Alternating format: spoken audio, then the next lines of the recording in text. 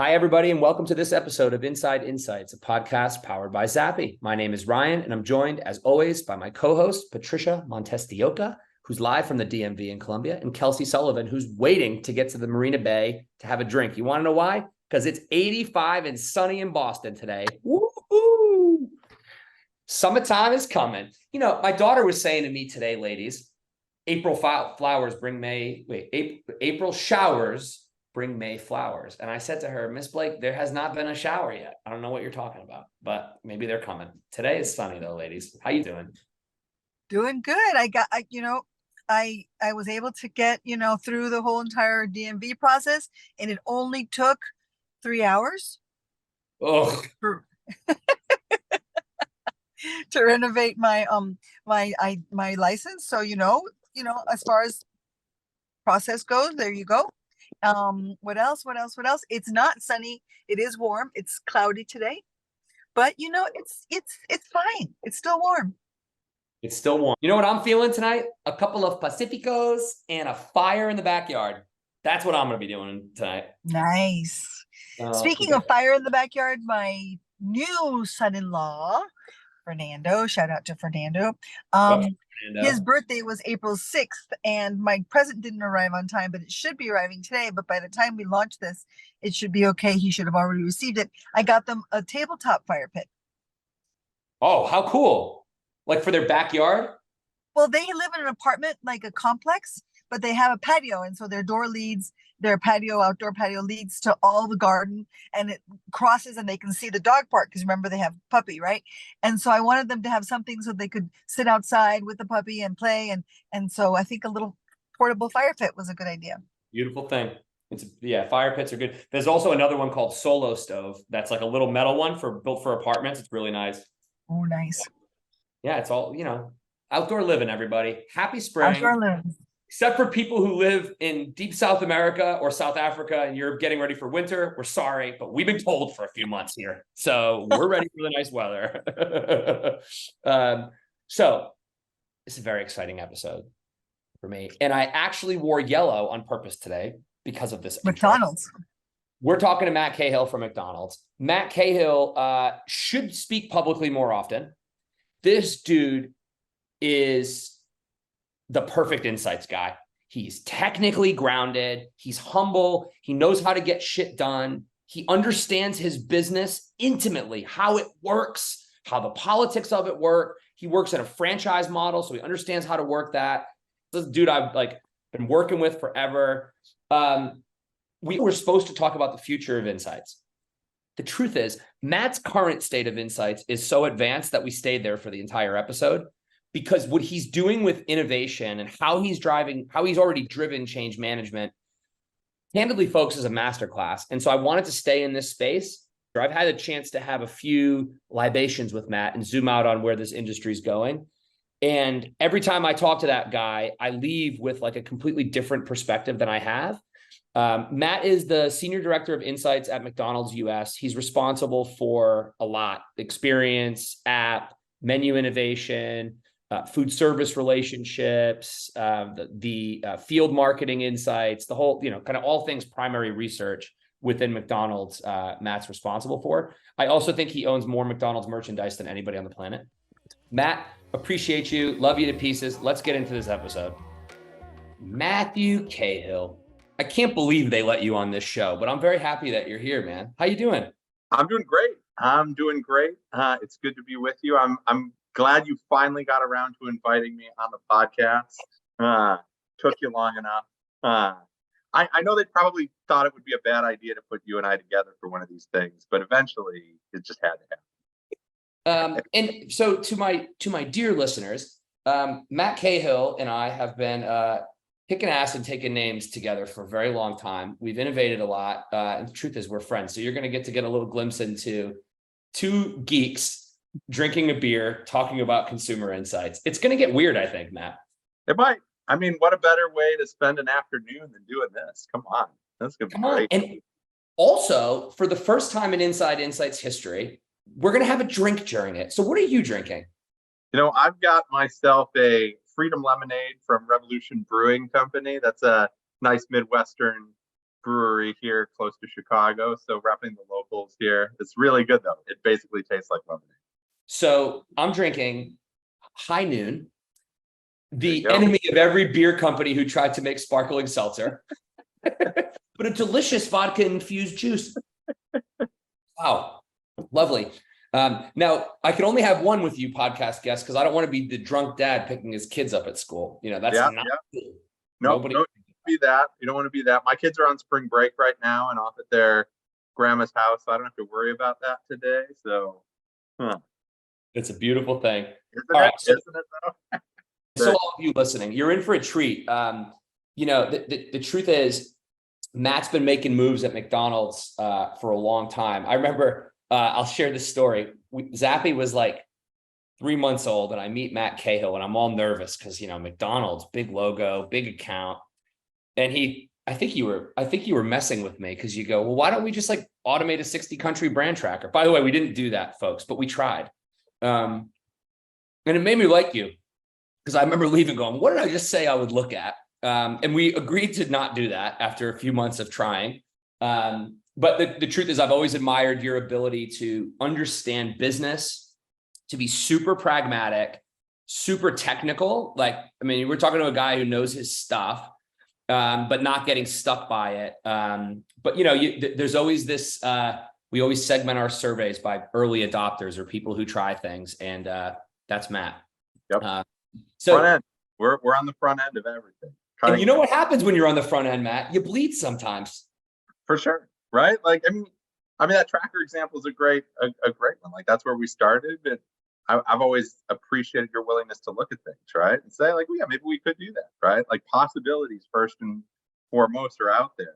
If you can imagine it, then, hey, you might actually be able to do it these days. So a lot of times that's right. There's lots of things we imagine that we end up not being able to do or that don't go exactly how we thought that they would, but some of them actually work out. And those are the ones that's most of what we're doing now. Started as an idea somewhere in the last 5 or so years. So yeah, but you can't innovate if you don't have a willingness to fail and try stuff. I mean, it's just part of it. So your vantage point is unique because you're mentally and probably from a capabilities perspective, pretty advanced, right? So like if you look at the average insights department, I mean, McDonald's, if for those of you who don't know, I think it's the second or third most recognizable word in the English language. Massive company. But you know, if you look at operations, a company that operates like a machine, you're looking at McDonald's, right? So McDonald's is also a very customer-centric organization, but it's people like you that make that the case, right? So the insights industry. So if you could take me back on a little journey, when I met you, you were a global business insights guy. Now you're running US insights, more or less, menu, field marketing, experience, all the good stuff. What have you seen happen in the insights industry over the, say, 10 years since you joined the dark side of the corporate world? Yeah, you know, it's a great question. So, I mean, I've been working in insights at McDonald's for almost 14 years. So I've seen it evolve quite a bit. You know, before that was on the supplier side, worked at Bases, understand kind of the client service mentality that is necessary. And, you know, at McDonald's, our department has always been structured as a pretty lean corporate team with a lot of partners. Like, that's always been our model, is to work with a lot of different providers and partners, try and leverage the best thinking that was out there. You know, in a global role, which I did for about 5 years, you're just a very different organization. Like, you're looking at 170 different markets, of which probably 15 or 16 have their own dedicated teams. So a lot of what you're trying to do is figure out what can you scale to the most markets for the most value. And we were doing brand tracking. I was running our global brand health monitor at the time and going, all right, how can we kind of get this to be more responsive, more reactive, more actionable for the teams? Because for the most part, when we ran it quarterly and we went out to the markets and we reported on it, you had a little bit of a scorecard effect. You had a little bit of kind of actionable recommendations that you could take from it. But for the most part, I think this is indicative of what was happening in the industry. You just had very limited touch points. Like, we did these big studies, they had high ticket prices, you had to convince people to fund them. And you tried to mine them for as much value as you could get, but there were limitations in how frequently they could run, how responsive they could be, and you really had to be choiceful in where you inserted some of that research into the process. And I think for us, the other piece of that puzzle was, in that world where the choices about the research that you do are big choices from a dollar standpoint, there's a lot of coalition building you need to do to get research approved, right? Like, you need to get those budgets, 100%. get people on board. And if you're a legacy system like ours, where teams are used to doing things a certain way, there's a lot of inertia. The inertia is just, I can get it approved if I do it the same way, because probably my stakeholder internally has done that kind of research before, knows what they're paying for, and are just willing to sign up to do it again. So even if it's not the best and right way.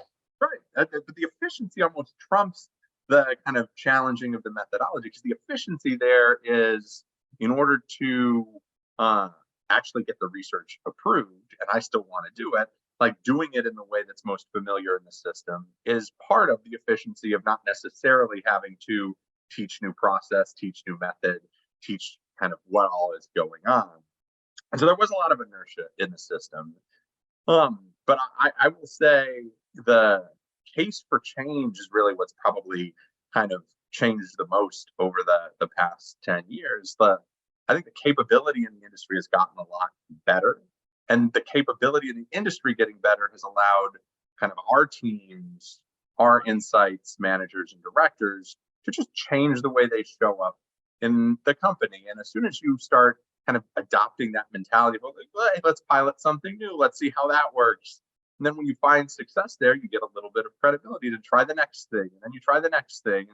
And after you have a few wins, like, some of them won't work, and that's all right. But after you have a few that do, you start to see how you can show up differently, how some of the old barriers around cost and timing and the way we held up the broader business processes really inverts, where we can catalyze them and move a lot faster. And that shift, that flip from kind of research as a gate that you have to get through to research as a catalyst from the beginning that can really get the right projects going and accelerate them, I think that's the biggest difference. And really, it's fueled by the capabilities that we have that we didn't have before. So it's interesting because you're a humble dude, right? So you're attributing technology, and let's say we have 500 customers. A lot of them have technology, and what do you do with it, right? So one of my questions for you, and I know this about you, but I think it would help everybody listening. You have a really unique approach to, is this good? And introducing things into the system without, and it's not like you work in an overly bureaucratic organization, but without getting slowed down into politics. So could you reflect on that a little bit? Like, so technology is an enabler, but you're still having to drive change, and that's people and process. How do you approach that with people to get people to go on the journey? I mean, I'm thinking like 8 years ago, before rapid prototyping, which we'll talk about, was cool. You were trying it, and we were doing it, and we were making it up as we were going. But like, how are you getting people to come on that ride with you? Yeah, it's a really good question, and definitely the right observation, right? It's not just the technology, but you need the technology to enable the change, I think, because that is the key enabler that allowed us to show up differently. And so, I've worked on a number of groups that are all about change management and change in an organization, and how do you incite change. And for the most part, like, I've never really thought of it as its own separate activity. All of our teams, I think, can do it within their own accountabilities, within the teams they support. So if you take menu innovation as an example, which is where we started kind of revising our approach to how do we assess innovation in progress as we're developing it. It's just a great example of, like, we had a process in place. That process was working. I'm sure that's common for many who may be listening to this. Like, we've got a way of doing it. It's well known. It's working pretty well. It might be able to be optimized, but we're not sure. And I think for us, it was always like, bring the teams along before they know they need to be brought along, right? So we would pilot things in parallel, we would kind of say, oh, I'm not going to switch from A to B. We're now going to do A and B, and we're going to design our entire process that incorporates both A and B. But if A is really better, it will become more prominent, B will fade, and then all of a sudden everybody's just used to A. So it's kind of this sleight of hand trick of like, let people live in the old world, but then show them the new world. And as the new world kind of has its advantages, that'll just become the dominant process that we use. And the key there is process design, right? Like we went to our stakeholders, what is it you need? We know this new thing is going to give you what you need, but we know there's also some attachment to the old world as well. So that's kind of the happy medium of let's not sensitize people to the discomfort of transformation by getting rid of what they're used to. Just like, let's show them the advantages of what we're building and what's new. And in the case of our rapid concept prototyping, that's just like language we started to use to be like, hey, we can do more tests more frequently. We can do iterative tests on the same idea to understand what really matters in an A/B fashion, as opposed to getting only like one shot to understand what's going on. And that actually allows us to get smarter to tell our teams, hey, like, it's not only about like, is this a good idea or a bad idea? Now it's all about like, what kind of idea do we have? How should we actually go about bringing it to market? What are the elements of it that we should actually be paying attention to more broadly? And what are some of the things that we might have debated before that really just don't matter? Like, we're just wasting time if we have those first and foremost. And so when you have some teams in menu innovation that are having that conversation, and you have others that aren't, the teams that aren't go, why aren't we having that conversation? And you go, that's the one I want. Yeah, this is the sleight of hand. I'm promoting the advantages of the new method with the old still as an option, and you just see that change start to happen. The ability to demonstrate the added value you get from the new process by getting a few early adopters to start utilizing it, and kind of then they show up differently. Then their hit rates start going. Like then, honestly, if you're doing it right, that interaction should just be much more enjoyable and effective. And that's when more broadly people start to see it and go, why don't we do it that way? And then, like I said, that becomes more prominent. Then all of a sudden, even without ever saying we're making a change, you've made a change, because the benefits that you're trying to bring to the forefront really come out. So that's the first part. I think the second piece on your question is like, we have become almost maniacal about predictability, right? And predictability is something it's been a buzzword forever. We all want to be predictive of future outcomes. That's a real thing that everyone is kind of always aspiring to. But we really, in the last 4-ish years, really started to say, hey, I've got some real clear business outcomes that I want to be driving. Let's just see if we're actually predictive of those outcomes. And for the most part, for us, we're trying to predict return on marketing investment, which in our system we call roaming.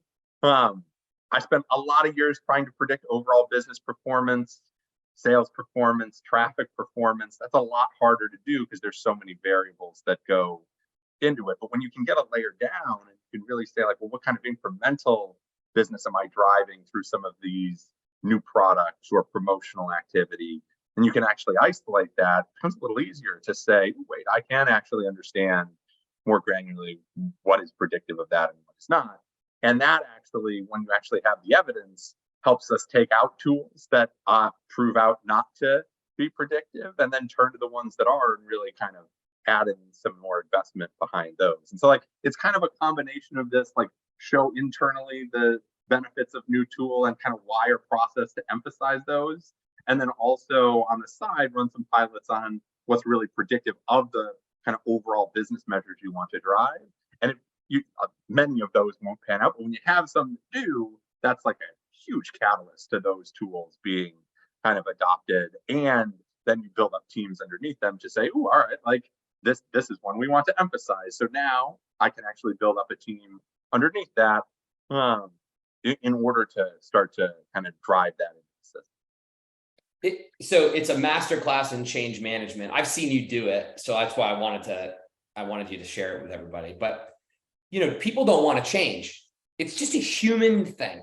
We don't like change, and I'm personally running a a disruptive technology company. And I still like, we put Notion in, it's an internal intranet.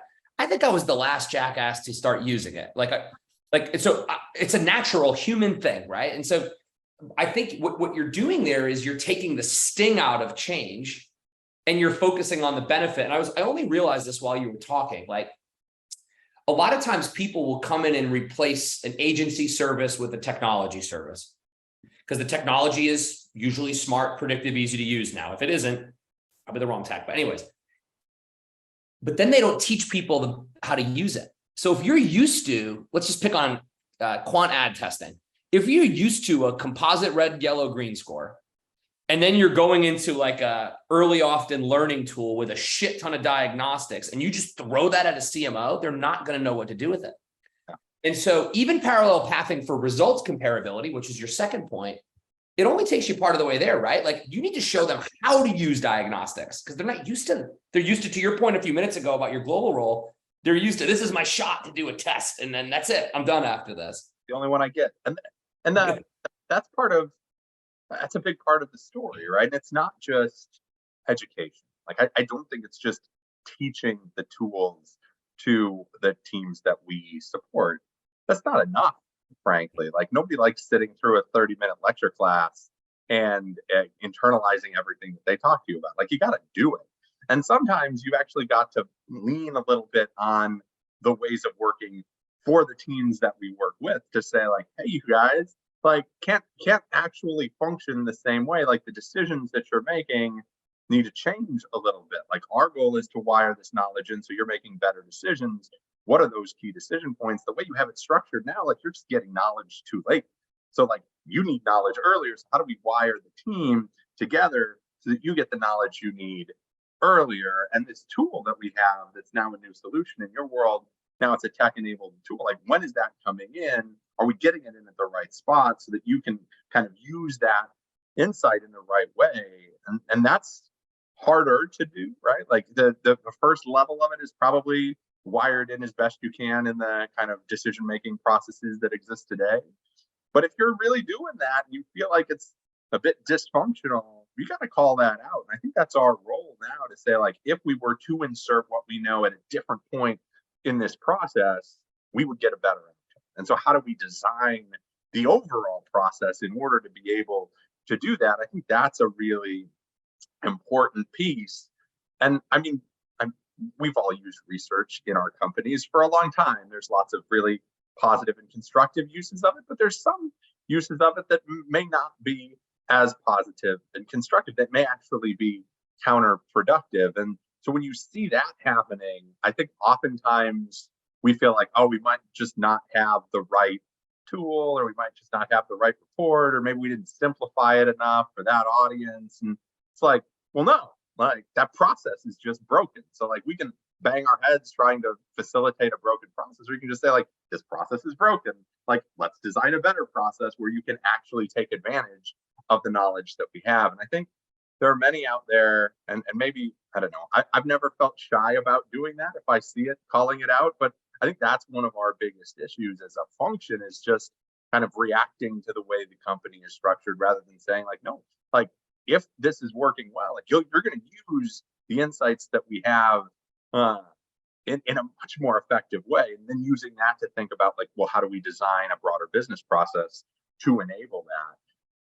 And sometimes that means, all right, like I need different audiences at different times. I need certain pieces of work to go to certain groups and not others. Like I need to provide some, like if you're really talking about, I'm going to take an idea and make it better, like you probably don't need to take that piece of research and shoot it up to the leadership team. Like you just don't, like they don't need to see it. Like if we're just going to make it better, like let's use it and to make it better.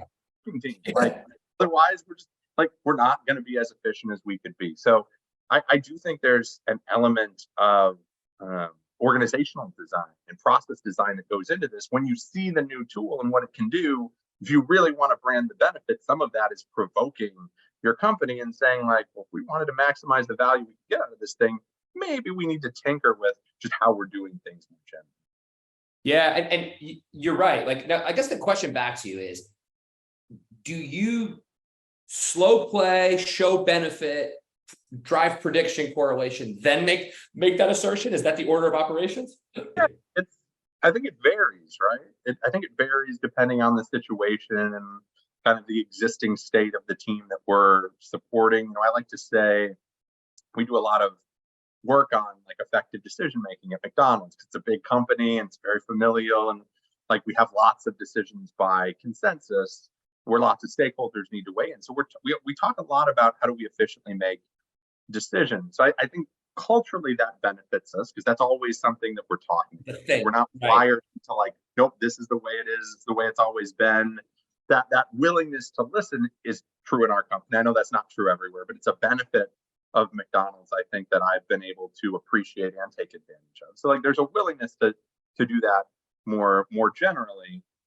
And then I think it's also just a function of, this team that I'm advising, this team that I'm supporting, how are they functioning today? What are their biggest pain points? How well do you actually know the decisions that they're trying to make and how empowered they feel to make those decisions? So like even before anything you talked about, just there's a like map out your stakeholders and who's making what decisions and what do they actually need to make that decision, and can getting smarter at a certain part of that process help them? That I think is in parallel. Like as we're developing tools and trying to get better information, better insight in a lot of different areas, we're also trying to get closer to how the business runs, that you can put those two together in the right way. So like I don't think there's a step-by-step guide, like do this one first, do that one second, that you can follow in every situation. It's more once you have a pretty good sense of like, ooh, this team could really benefit from us being able to do X and Y and Z, go faster, get more granular demographic insights, get a qual layer in there so they get some more detail, co-creation on how they might address an opportunity. Any of that stuff could be something that you flag. And then it's like, what have we got in the toolkit that we are starting to develop that might address that? And you put those together. So it's kind of a give and take, actually. We're kind of constantly interrogating what does the business need, then trying to identify tools or build tools that addresses that. And you're trying to sync those up in a way where they come together, which sometimes it happens and it works great. Sometimes it doesn't happen and you got to keep working on it. So like, it's kind of this whole spirit of iteration that we talked about. And it's a little bit of creativity too, right? Like you got to see what's going on in the business and get creative about how you might better show up to address that. Sometimes it's leveraging something that may already exist in your toolkit. Sometimes, like we've done this with you a number of times, where it's like, doesn't exist, we have to go build it. Like, let's see if we can actually build a thing that is new and cool and that we can then use to address one of those issues. So I think it's more that give and take between understanding a bit of like, where could we add value based on where the business is today, then seeing like, what do we have in the toolkit, and then going back and saying, now that we have this, are we equipped to actually take advantage of it? And then you just kind of start looping it in different parts of the business. We pointed that same process at everything from creative development to calendar development to innovation. We've done a bunch, strategy development, all our planning cycles. Some of them have been more successful than others, but you just keep trying, right? Like you just keep trying. And what I love about this is it's a super empowering messages for insights people. I can't tell you, Matt, how many times insights executives, corporate insights executives that I admire, call me with some variant of, dude, I've brought in a lot of modern tools. I've got great partners. I've got great consultants. My data's, but I'm going to quit. And I'm like, why are you going to quit? And they're like, well, my partners won't change how they work with us. And I think, I don't know if you ever saw this. Gartner put out this data. It's 10 years old now. It was actually about B2B sales, believe it or not. And it was basically saying good service, table stakes. Whether your customer likes you, table stakes. Whether you have a good product at a good price, table stakes. But people buy, and this is about B2B sales, but people buy from people who show them a unique perspective and a clear path forward to achieve their goals. And it's no similar to an internal service partner, right? I mean, what's the job of insights? Our job is to help companies make customer-centric decisions that make money. Like, let's not kid ourselves here. We're all here to help sell more burgers. That's what we're here to do. And I commend you for the boldness to provide that clarity, because rapid prototyping is only cool if you're able to actually discuss the prototypes. Yeah. Yeah, exactly. focuses on the areas where you're like, if you improve these areas, this will be a better idea. Like, yeah, if it just falls on deaf ears, then we didn't accomplish our goal at all. And that I think, I mean, I don't know. You're right. Like, we're in the business of selling cheeseburgers, hamburgers, and we've been selling cheeseburgers and hamburgers since 1955. So, like, we know a lot about how to sell cheeseburgers and hamburgers. So part of it is like, how do you create additive new learning that's not just a repetition of what folks have heard repackaged 7 times before? I mean, I've been here long enough to see us repackage some things and go, oh, all right, like, that study told us exactly what this study 4 years ago told us, but it's a new study. So, like, yes, you have to modernize it a bit, but the real value comes in unique thinking, like you were saying. Like, where's that unique perspective you haven't had before that allows us to operate differently, that allows us to get smarter than we've been before, right? That's appropriate for this time, right now. Like, the reality is, I think this is probably true everywhere, but certainly in our business, the world changes really quickly, right? And there's lots that you could study. There's a ton of stuff out there where it's like, ooh, what is the impact of interest rates, inflation, worry over kind of geopolitical state of the world, climate change, sustainability. I could probably list 20 right now that all would have an important learning agenda next to them. And so a lot of the role now is just, yeah, there's a lot of issues, but which ones matter right now? Like, which ones do we actually need to pay attention to and sort through? And that's actually a bit of a different role, where it's yeah, like, we know how to sell hamburgers and cheeseburgers, but we can actually be better at that in the context of the given situation right now, if we actually pay attention and have a point of view on which things we should react to and which things we shouldn't react to, or at least shouldn't react to right now. And that to me is a big part of it. It's a part of the whole story. But that idea of however long ago that Gartner research was, of like, needs to have a unique perspective. Everybody wants their thinking stretched, right? You want partners that stretch your thinking. That's the whole role of an advisor, right? Like, I embrace our role as an advisory function in the business. And the reality is, you give good advice, it's going to get followed, and that should make things better. So, like, to be able to do that, to like, well, what does it really mean to be an advisor and to give good advice? Like, you've got to take it pretty far down the road of, let's have some imagination about what we can use to answer some of these questions, what data or insights might give us a unique perspective on some of these questions. Because otherwise, like, way too often, it's like, we did a new study, we learned something we already knew, but we're going to try to sell it as like a great finding. And it's like, well, don't do that. Just say, like, this is confirmed. It's been confirmed a bunch of times. Boom, on to the next thing. Like, at least for us, like, we're hunting for new learning. And like, the more you can both appreciate the body of knowledge you already have, so that you can identify what's really new, and then also identify like what might be new learning for a new team or someone who's new to the company, where you can kind of blend together what you already know and the new things that you're learning. That's where it gets, I think, really effective. And that's where this whole idea of moving from, and this is what we're talking about now, like, insights on the business to insights on the consumer to insights on the customer to meta-analysis on historical, the product insights and menu insights. And it's like, no, you know what? All that needs to go together. Like, it has to be holistic. Like, until it gets to be holistic, we're not going to maximize the benefit that you get out of that. Now, it's hard to do. I won't say that we've figured that out entirely yet, but that's the vision, right? Of like, bringing all of that together so that you can start to, in our world, like, actually consult at a different level. Yeah, well, it's at a different level, because if you understand market orientation, culture, what you've already done, and then your creative people understand that, well, then it gives them a different basis point to innovate. There's a dude at Pepsi, he's one of my favorite marketers, Fernando. And I was talking to him once. I think I was actually on this podcast, and he was just like, I don't care if I'm watching people go by in the subway, doing a Zappy test, doing a focus group, all of it's just data for me that's forming ideas that I come up with. And I love it. It's like the most modern thing I've heard a marketer say. Like, all of it is just data points to help me understand what's happening in the world. And if I think of like 2 big innovations McDonald's has done, they're very different. One is we're not going to drive new menu stuff right now. We're going to tell you what your favorite hip hop artists eats. I bet you sold a shit ton of burgers when all of a sudden people started realizing this is what Travis Scott orders. Completely different strategy to, oh my God, there's a big opportunity in chicken that we can reinvent. Both completely different growth angles, both inspired by a whole lot of data, not just one data source, I would imagine.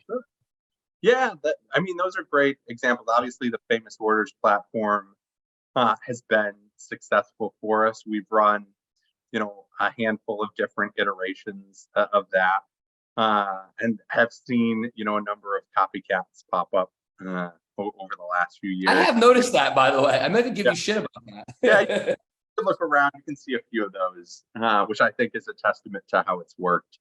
But it has worked very well. Those programs have had some of the highest return on investment of programs that we've had. And I think the reason for that is, when we started that in September of 2020, so about 6 months into the COVID-19 pandemic. And we really knew, as we kind of studied the situation over those months, that there were a few things that people really wanted McDonald's to do in that situation. One was reinforce that we're still open. Like, it meant something to people that McDonald's We're here. open, right? Like, hey, world's not ending. Like, McDonald's open, I can go to drive-through. So like, reinforce that we're still open. Reassure people a bit that, hey, it's safe to go. Like, here's the precautions we've taken, and then just respond. Like, what's your response going to be to the crisis? And that respond piece, I think, is one of the more interesting ones, because that was one where, when you dug into what people really wanted, it was, hey, you know what? I need my food experiences to give me a sense of comfort. I want it to be more familiar. Like, I just need something that is going to give me a bit of that, like, comfort blanket in the face of a lot of volatility, a lot of disruption, a lot of uncertainty relative to what's going on in the world. So that piece, we're all sitting there going, oh my gosh, like, what are we going to do? Like, number one, you don't want it to be small. Like, you want it to be a little bit big. Come September of 2020, this kind of like, we're not just open anymore, we're back. So you want it to be we're back and better than ever. Yeah. But you also wanted it to kind of reinforce this kind of familiarity, this familiar craveability of our core menu. So we knew at that moment people wanted familiar favorites when they went out to eat. They weren't as prone to new items, which we've actually seen continue. So it's kind of this perfect marriage of, like, I need to make a splash, plus I need to reinforce core favorites and familiarity, and I want it to be somewhat kind of tied into responding to this whole situation. At the same time, internally, the strategy was try to kind of create more cultural relevance among youth culture. And it was really those things that came together when we said, oh, you know what? This idea, like, we hadn't done a celebrity endorsed meal since the 1990s when we were doing Michael Jordan and Larry Bird. Like, it'd been a long time since in the US we'd done a celebrity endorsement. But the timing was right. And it was a bit controversial in the system because we hadn't done it for a while to do it again and to do it with Travis. But we made the choice to do it, and conditions seemed right and the response was right. And the amazing thing about Famous Orders is you're looking part contextual, what's going on in the country at the time, what's going on with the pandemic, what do people want McDonald's to do in response to that, and in part looking at, like, how do we kind of authentically connect with younger folks in youth culture. And the truth is, everyone does have a McDonald's order, and Travis Scott's no exception. And the order we serve was the order he gets when he goes. Like, there's an authenticity to that is kind of magical in that moment of just, like, bringing us all back together and reminding us of some of the things that we have in common. And so, yeah, you look at that, and then that plays out in some of the other Famous Orders as well. So that a combination there was a lot of different places that worked. And the other example is just, like, kind of the chicken sandwich wars. I mean, chicken sandwich wars is something obviously we pay attention to a bit. We sell quite a bit of chicken. The majority of it is McChicken sandwiches and chicken McNuggets. But we really thought there was a place for us to play in this more kind of premium chicken sandwich space. And we worked on it for, a number of years. Now, part of that is understanding what's really going on with the customer behavior in the chicken wars, looking at that longitudinal behavior over time, and seeing, all right, like, what's really happening here, and is there an opportunity for us to participate in it? That's looking industry-wide and at our data as well. Like, who exactly am I going to get to change their behavior to enable this new platform, right? Who's trading from their existing item into this? Where is the volume going to come from? All that you can kind of assess a little bit. And then it's like, what really matters in a chicken sandwich? And we did a ton of that through the kind of iterative prototyping we were talking about earlier from a concept standpoint, to say, how much is it ingredients? How much is it this attribute? How much is it that attribute? Like, how do you really get people excited about this sandwich? And I'll tell you, one of my all-time favorite Zappy studies that we did was just we did the exact same concept board.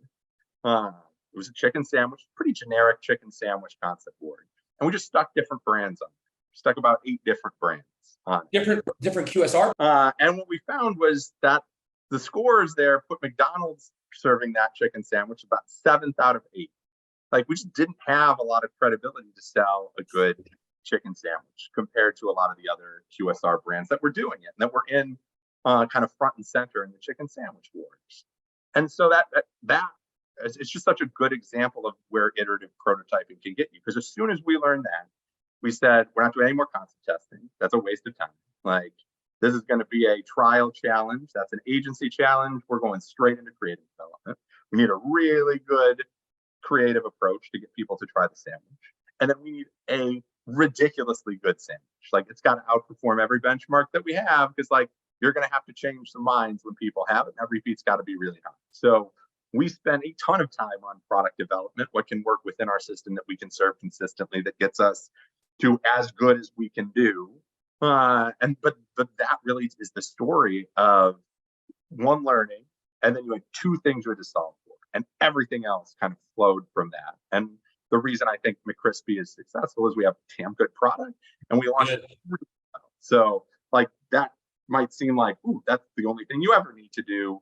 But in this case, like, being able to focus in those areas early and just strip out the rest of the stuff that we might have done, it helped us, I think, get you there. And so there was a lot of insight that came into it, but there's also a very clear point at which we had, all right, early learning gives us a really clear roadmap for how we bring this thing to market, and hopefully bring it to market successfully.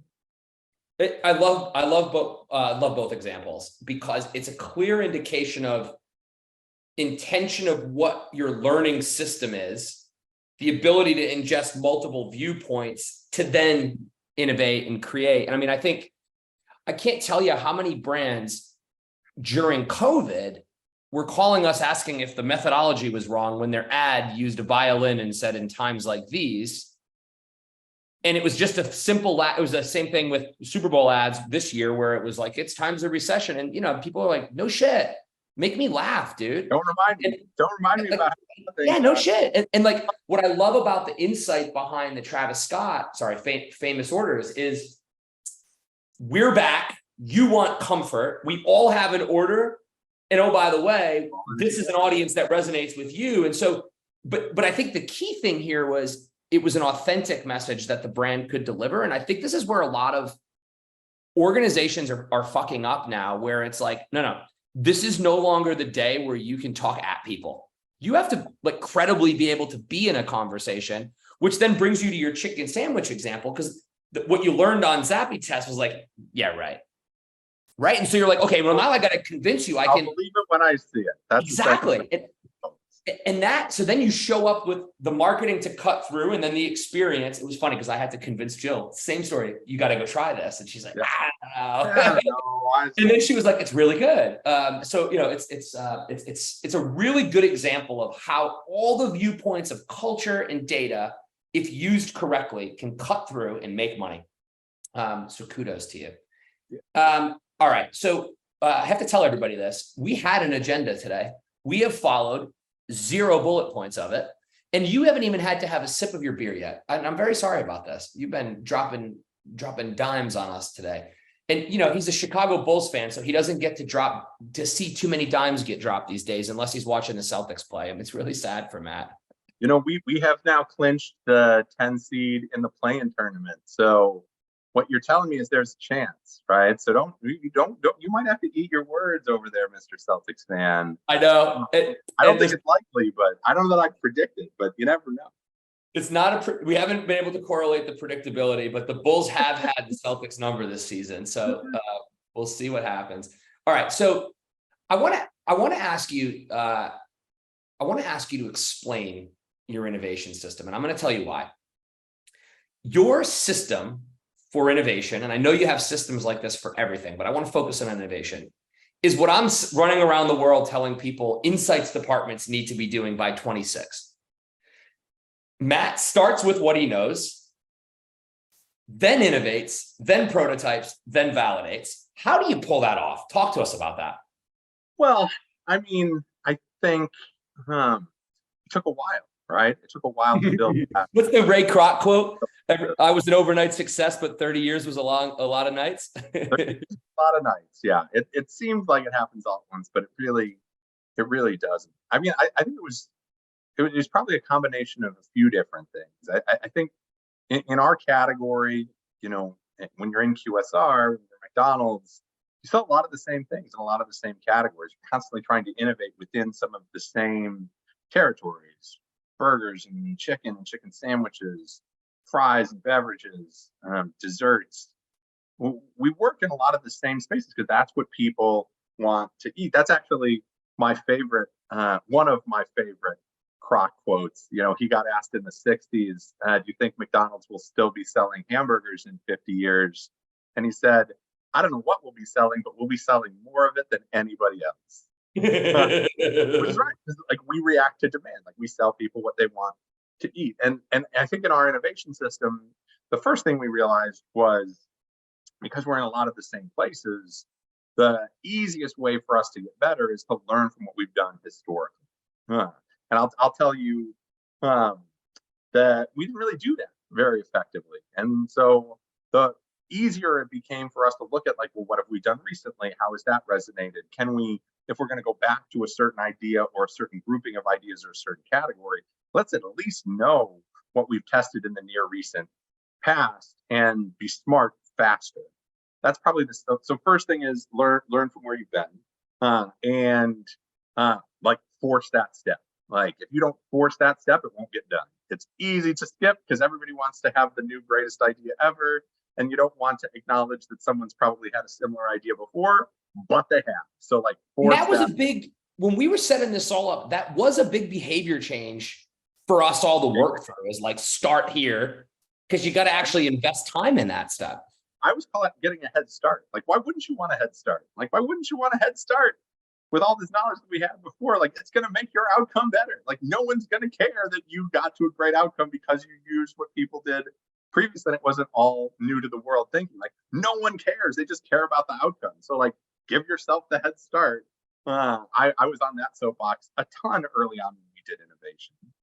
Then the second thing is get smarter faster, and move some of the decision making earlier in the process. So we used we used a number of different tools to do that, but prioritize it that we help build with you guys is probably the main one, to say I can get a pretty robust read on an early stage idea early enough that I can prioritize what I'm going to ungate in my system, which de-stresses people a little bit, because you're like, I already know the core idea is pretty good, so now I can just build out from there. If it's a real dud, I can get it out of the system early on. And we built that up so that you could do that not only amongst the general market, but more and more we're looking at specific consumer segments, whether that's by ethnicity. Primarily for us, it's by ethnicity or by age that we look at that, that ungate things into the system. So now you've got prior knowledge, early feedback on a specific idea and the consumer target in mind. And that, once we had that, it allowed us to take what would largely be seen as traditional concept testing and say, that's not about gating and ungating anymore. Like, we know the idea is good. Let's make that all about prioritization, which was really effective to say, like, the stress is out of it now, because now I don't have to worry about, like, what score did I get? Did I meet the hurdle? Do I get to advance? It was like, no, like, we can make this thing really effective. The more we learn, the better we'll be. So let's design all that testing to learn and to get us to, like, the outcome there isn't a pass fail. Should we do it? Should we not do it? It could be if it really took a U-turn from what we learned early on. That's way downstream for you. That very rarely happens. Yeah. Like, more so the outcome of that process was, how do we bring this thing to market? Like, let's learn as much as we can about like, how do we do it effectively when we get to the restaurant? What kind of media do we need? Like, what's the role of retail? Like, how should we be pricing it? How should we be thinking about competitive flows? Like, all that's what we're learning in the concept. So we can give that to the team that's going to take it and do a market test with it, and actually try some of that stuff out before we launch it. So that was the kind of sequencing of it. Like, learn from what you're doing, get that early learning early on, so we kind of know we're in the right spots, and then rewire that traditional development process to be more about optimization. What can we learn, and how do we enable our go-to-market team to really be kind of set up for success, as opposed to just kind of like previously they'd get like a one-page scorecard and it'd be like, yep, this is a good idea, like you figure out the rest. And that transition was terrible and it didn't work. And like there was a lot of rework when we got into like actually bringing the thing to market. And so like making that transition a lot more effective and seamless was the last piece of kind of how it works. So for anybody out there listening, I would say there's three things in innovation. It's definitely mind what you know, even if it's clunky and time consuming initially. Like, take the time to do it and like figure out the things that you're getting asked most frequently and focus on those, but take the time to do it. See how quickly you can get smart on specific ideas, like that early stage stuff. It helps a ton in just ungating and putting the right ideas into the system and getting the right resources behind them. And then think early on about like how things flow through to your go-to-market plan and how you're going to activate and what that might mean and what decisions are going to get made as you bring the thing to market and design either a market test or a launch. And how do we make those decisions better with the research that we're going to do? Like those three things. I mean, it definitely changed the way we work with our innovation partners. It puts us more holistically in process, end to end. And I think to what we were talking about earlier, just helps you give good advice, right, at each stage of that process. Everybody, you're going to be sad to hear me say this, but Cahill's 4 minutes late for his next meeting. No. Matt, I appreciate you more than you know. This was fun, man. It was good to see you. It flew by. I thought we were still just doing intros, so that was amazing. Everybody, thanks a lot. We'll catch you next time. Thanks, Matt. That was fun, wasn't it? Matt, I mean, I've shared work with him, not as much as you. I've shared libations with him, not as much as you. I've shared boat rides with him, not as much as you. But he's a special human being. So I've done something very different for the recap. Because you guys talk about the interviewee often and what we're trying to give our insights listeners and everybody listeners things to do on Monday morning, I don't focus so much on the person. I focus on things they can emulate. Here I'm going to turn it around. Why? Because in my opinion, similar to something you said, Matt is somebody that we should all emulate. We should all aspire to. We should all, because he is what is it called? A trailblazer? There's a word. Trailblazer, yep. He's a trailblazer, somebody I'm much older than him. I've my career, but still, every time I listen to him, there are things that I think, oh, I want to try that. And because he's just a unique and also very humble, brilliant genius. He's a genius. I know that's a redundancy, but he's a redundancy in all things good. So I'm going to turn it around, right? I'm going to start with Matt's superpowers. Why? Because similar to the way he approaches life, liberty, and the pursuit of work happiness, right? He likes to take things and tear them apart to make them simple so that he can fix them and he can make them better. So let me do that with Matt's superpowers. His ability to understand business, right? That's where he starts when he describes himself, that he works on understanding the business. He's incredibly pragmatic.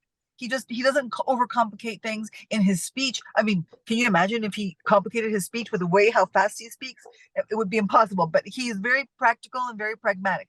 He's very technical. Yeah, good point though, Patricia. Like for somebody to be that intelligent and speak in plain English is refreshing. Amazing. especially, I mean, I remember we were sitting in a meeting once and we had been playing with some new tech and he's like, can I take that home this weekend? I've got some free time tonight. I want to play with that. And he went home and he totally took apart the technology. He understood it. He came back the next day. Okay, I understand this now. She's just that way, right? He's amazing. His brain fits so much. But he's also about being on the front end of everything. He likes to be on the front end. He likes to try things because he has a willingness to look at things and say, could we do that? Could we not do that? Let's turn it around. Let's turn it upside down. Let's turn it on the head. Can we try? And because he has advanced mental capabilities, which are available to all of us if we put ourselves out there, if we're understanding the business, if we use our technical prowess in another way, because that leads to a better vantage point. Now, this all leads to failing fast together.